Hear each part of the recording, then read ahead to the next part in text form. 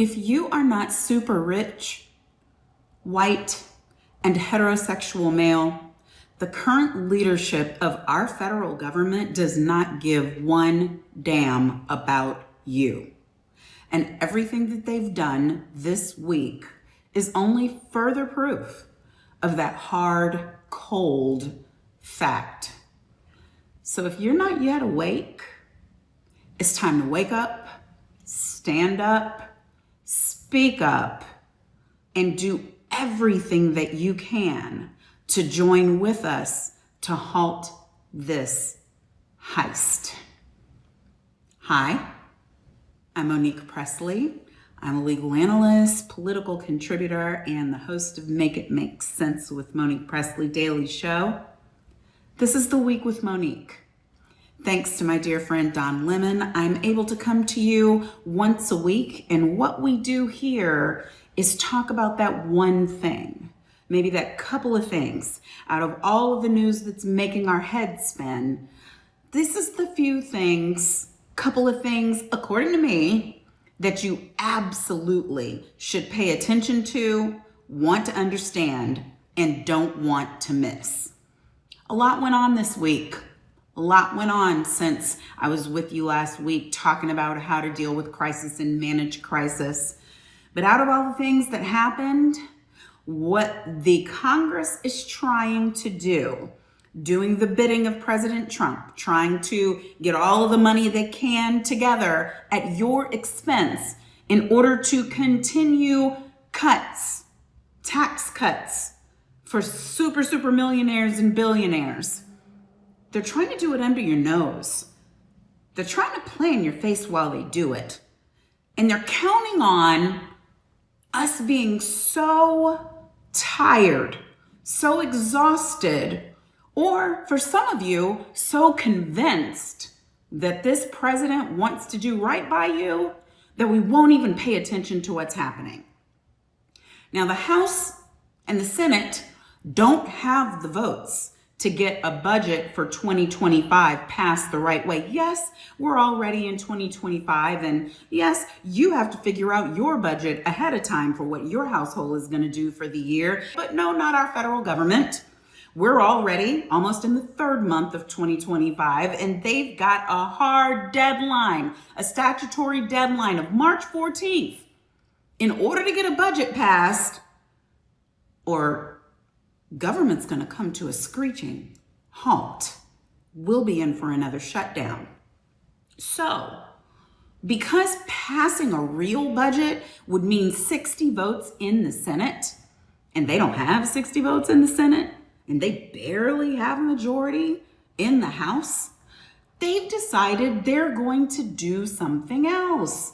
They're going to try to pass a budget through reconciliation.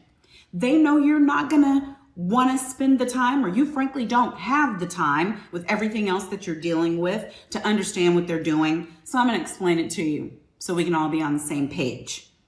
When they're passing a budget or trying to pass a budget by reconciliation, what that means is that they're going to first put together a outline, a proposed framework of a big, beautiful budget. And in this framework, they say to their committees, we want to see cuts in these areas, and you're going to have to figure out how to get that done.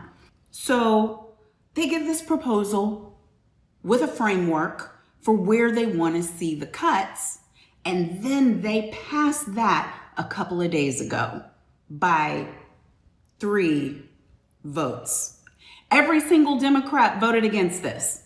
They didn't just vote against this, they held up the floor as long as they could with speech after speech about why it was a bad idea. Every single member of the House of Representatives Democratic caucus went out to the front of the House, and they brought real people, real citizens like you, like me, to explain why taking $880 billion out of Medicaid and taking $200 billion out of CHIP or children's health insurance and taking money away from SNAP would hurt real people who are doing the best they can, who are not just freeloading off of the government, who are disabled, who are special education young children or family members who are injured and trying to work part-time jobs and taking care of their grandchildren. They gave us those real stories this week. You can look it up, but it still passed.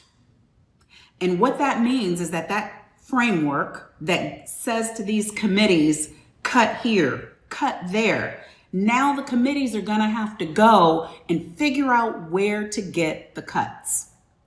Your Congress member may have said to you, there's nothing in this budget framework that we're passing this week that mandates cuts to Medicaid. There's nothing in this budget proposal that mandates cuts to SNAP or to WIC or is going to take food out of children's mouths or take insurance from people with disabilities. There's nothing in there. Oh, of course not. No, there's nothing in there because remember what I already told you. They tell the committees to find the cuts. I want to give you the real numbers. What they did was they suggest where the spending has to come from. And these are the committees that are tasked with making the cuts. At least $880 billion has to be cut from the Energy and Commerce Committee. That's the committee where the funds for Medicaid comes from. At least $330 billion by the Education and Workforce Committee. Department of Education, Special Education Needs, DDA. At least $230 billion by the Agriculture Committee. That's where SNAP benefits come from. Food benefits for adults and children. At least $50 billion by the Oversight and Government Reform Committee. At least $10 billion by the Transportation and Infrastructure Committee. And so on.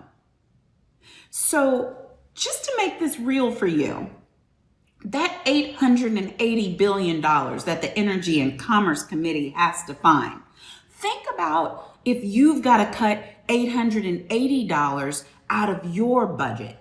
What if in your budget, that $880 that you had to figure out at the kitchen table where it's going to go, it was going to 2 medicines that were needed for your children and to a part of your car payment. So when somebody says to you, you got to cut your version of $880 billion, you know, well, that 880, that's what am I not paying? Are we not getting the medicine? Are we not getting the other medicine? Are we not paying the car note for a while? Because that's what that money is devoted to. That is exactly what the leadership of the House of Representatives and the leadership of the Senate is saying to those committees. Find the cuts. We know it'll have to touch Medicaid. We know it'll have to touch SNAP. We know it'll have to touch CHIP. But we're not going to put that in our proposal for a big, beautiful bill because then everybody else will know that we know and that we don't care. Here's the second part they don't want you to figure out, but I'm here to tell you. When you're hearing about this, you're saying, surely it won't touch me. Do you have any idea how many people receive these benefits? I'll tell you. As of October 2024, Medicaid and CHIP enrollment, 79,308,002 people. 37,616,104 people were enrolled in CHIP. That's Children's Health Insurance. You don't care what happens to any of those people? Because what you also might not know, the 10 states that are receiving these benefits but have the hardest time getting them, any guesses who they are? Mississippi, Idaho, Texas, Oklahoma, South Dakota, Indiana, South Carolina, Colorado, Alabama, and Missouri. Notice anything about those states? About the voting patterns? for those states. And no, you might think it's black and brown folks that are the majority of the people receiving it. Let me tell you, no, it's not. SNAP benefits, food stamp benefits, food benefits for adults. 44.6% of adult SNAP recipients and 31.5% of child recipients were non-Hispanic white. Is that you? The majority of the people in the country are still, to this day, not brown, not black. Right now, you're not just the majority in the country, you're the majority receiving these benefits. And I don't want anybody to be harmed. You see, there are all these people who are right now talking about FAFO. You know what that means? FAFO. Fuck around and find out. I'm a child of God. I love you. And even if I'm upset with you, voter, I don't want your kids hungry. I don't want your disabled grandmother not to be able to get her medicine. I don't want your prices to spike up, because human to human, I care about what happens to you. Even if you fell for the banana in the tailpipe, even if you got hoodwinked and bamboozled, even if you were so interested in feeling like you were better, you forgot that these people don't want you to actually do better. So now there's millions and millions of people who look like you, look like me, look like her, look like them, look like they, who are all going to be harmed, while a microscopic amount of our population get huge tax cuts that they don't need to make more money that they don't need to do better than all the rest of us, even though they already are. So what are we going to do about this? You've got to speak up. This is a heist, plain and simple. We've got to halt the heist.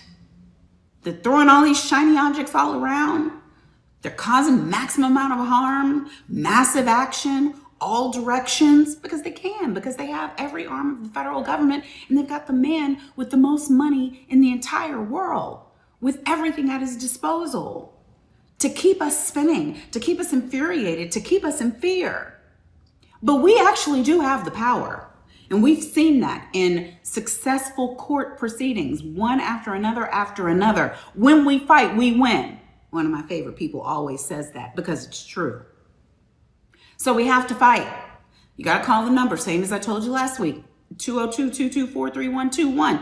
Figure out who your member is, call them. But let me give you a clue. If you have a Democratic member in the House or Senate, they're already on your side. You might want to spread the wealth and flood the phones with some of those members in those red states and let them know you may be living in Maryland right now, but you care about your relatives in Mississippi and in Alabama and in Georgia and in Texas and in Colorado and in Arizona, that you don't want them starving either, and you don't want them calling you to rescue them because they don't have their benefits anymore.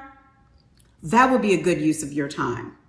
If you're in the area, you can go and show up Capitol Hill. Yeah, get a bus trip together. Come on down. It's your building. No, not to storm it, not to do anything dangerous, not to violate the law, not to harm other people, but to do what you have a right to do, to visit your member of Congress, your senator. And you know what? This past Monday, a group of my sisters and I, we did exactly that. We were on Capitol Hill, had meetings with the leadership for Leader Jeffrey's comms office and with the leadership and the chief of staff for Senator Booker, who is heading the outreach, the comms effort, the digital media effort for the Senate side. We had meetings with Senator Schatz's office, Senator Gillibrand's office, and with Democratic Women's Caucus, and we offered our assistance. We came to them as a group of women who are influencers and content creators and independent media folks and celebrities, people who have voices who are using them in an effort to save our democracy, we said, how can we help you? We recognize that there are messaging challenges. We recognize that you may be just taking on so much water that it's impossible to get the message out against that nasty, red, lying echo chamber that cost us the last election. We're here to help. And you can do the same. You can do the same, because it's going to take all of us, not some, all. Remember, this is a heist. Don't fall for it. Wake up, stand up, speak up, join us so we can halt the heist. See you next week. If you're not already following me on my channel, Monique Pressley channel, please do. You can watch Make It Make Sense Daily Digital Show, noon Eastern, Monday through Friday. Follow, subscribe to Don's channel. We're trying to do the work to bring you the information you need for the time we're in. Bye-bye. Thanks everyone for watching. Your support means the world to us. So make sure you hit the like button and you subscribe to our channel to make sure that you never ever miss a video. We're live every day, 10 a.m. Eastern time. We drop even more content at 2 p.m. Eastern and 5 p.m. Eastern. And if you want more Don Lemon Show content, we'd love for you to become a member of the Lemon community, where you will receive access to special community posts. You'll get exclusive content and members-only live shows. So head over to our channel page or click the join button on this video. Again, thank you for watching. We appreciate your love and your support, and we will see you next time.